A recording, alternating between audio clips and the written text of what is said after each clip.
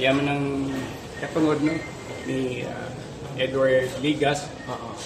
Bago naman ko mo ni hislutan na ganina pero murag na naman ni murag ipahibaw na midaan na basig na yung file.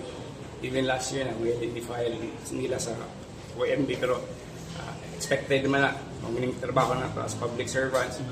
Yeah, knowing Edward Ligas sa pinangga sa Kenya na i-file na work so on. Kita pasisyon ni hanga ko gamay sa kasa. Pero amo lang yan tubagon na yan nato sa legal na to.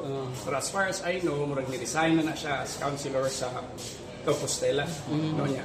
Pero ang employer-employee relationship wala man sa kay consultant raman.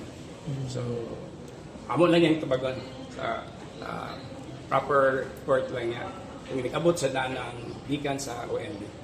So we're confident na matubag na namo tanan nilang mga pasangi.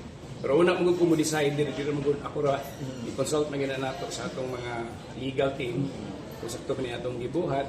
Pero again, part na sa trabaho nato as public servants. And then katungod sa na ni Edward Ligas ato lang sa ato bagon.